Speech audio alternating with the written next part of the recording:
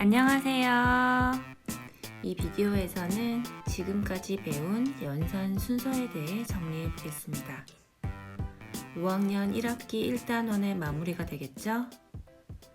수학의 모든 것은 대부분 연산 순서에 기초를 두기 때문에 집중하셔야 합니다.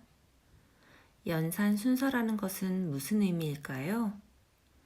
예제를 통해 살펴봅시다. 식을 해석하는 방법은 오직 하나입니다. 7 더하기 3 곱하기 5와 같은 식이 있다고 합시다. 연산 순서에 따르지 않으면 이 식은 두 가지로 해석될 수 있어요. 그 첫 번째는 차례대로 계산하는 것입니다. 먼저 7 더하기 3을 계산한 뒤 5를 곱할 거예요. 7 더하기 3은 10이고 여기에 5를 곱하면 10 곱하기 5는 50이 되죠? 이 방법은 연산 순서를 따르지 않고 왼쪽에서 오른쪽으로 계산한 것입니다. 또는 덧셈을 하기 전에 곱셈을 먼저 할 수도 있습니다. 이 방법으로 식을 해석하면 다음과 같아요. 3 곱하기 5를 먼저 계산한 뒤 7을 더해줘야 합니다. 7 더하기 3 곱하기 5는 15이고 7 더하기 15는 22가 됩니다. 자, 이제 보세요. 우리는 이 식을 두 가지 방법으로 계산해 보았습니다. 먼저 더한 뒤 곱셈을 해주는 방법과 곱셈을 먼저 한 뒤 덧셈을 해주는 방법. 두 가지 방법으로 풀었더니 답이 두 가지로 나왔습니다. 만약 이 수식을 이용해 인공위성을 달로 쏘아 올리려고 했을 때 두 대의 컴퓨터로 서로 다른 방법으로 계산했다면 두 식의 계산 결과가 다르기 때문에 인공위성이 화성으로 날아갈 수도 있어요. 이런 일을 방지하기 위해 연산 순서를 꼭 따라야 합니다. 식을 계산하는 순서에 대해 약속을 한 거예요. 약속된 연산 순서는 1번 괄호를 먼저 계산하고 2번 그 다음 곱셈, 나눗셈을 해줍니다. 3번 마지막으로 덧셈과 뺄셈을 해줍니다.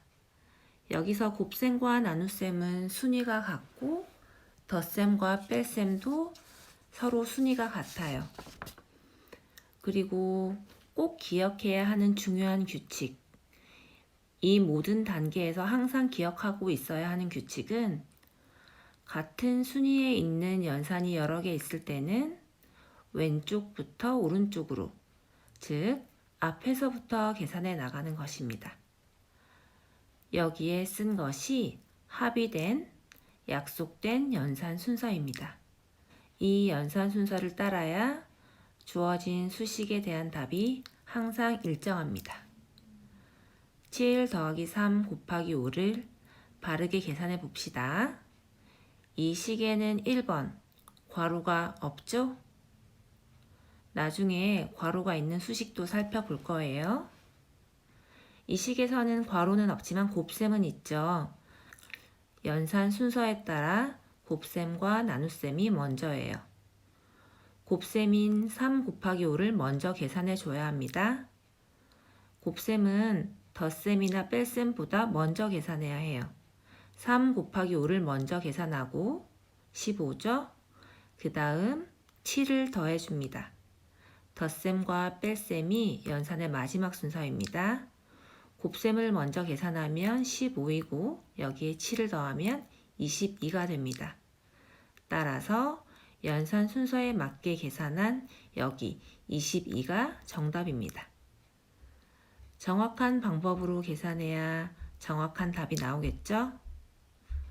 다른 문제를 하나 더 풀어봅시다. 그래야 조금 더 확실히 알 수 있을 것 같아요. 이번 문제는 핑크색으로 풀어볼게요. 수학교과서 19쪽 마지막 문제입니다. 800 나누기 4 빼기 괄호 열고 12 더하기 30 괄호 닫고 곱하기 2.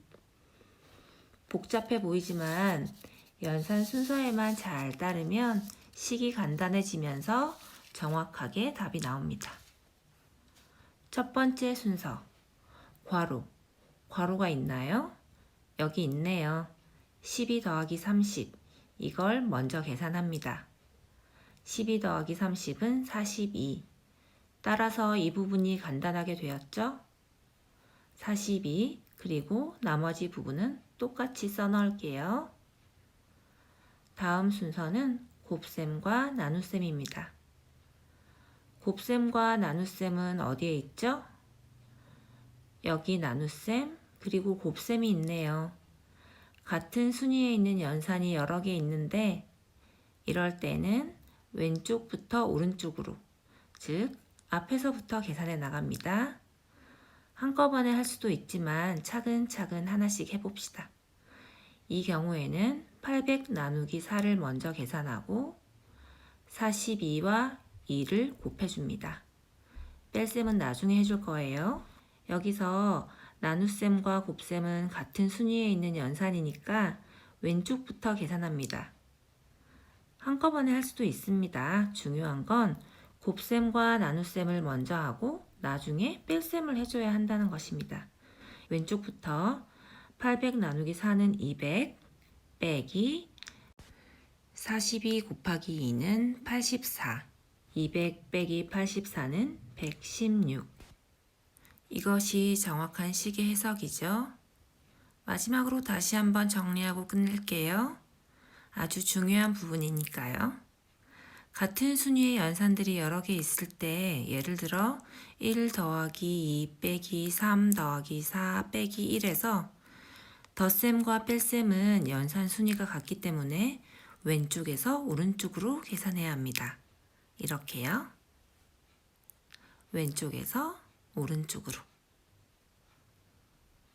곱셈과 나눗셈으로만 이루어진 경우도 마찬가지입니다. 곱셈과 나눗셈은 연산 순위가 같죠?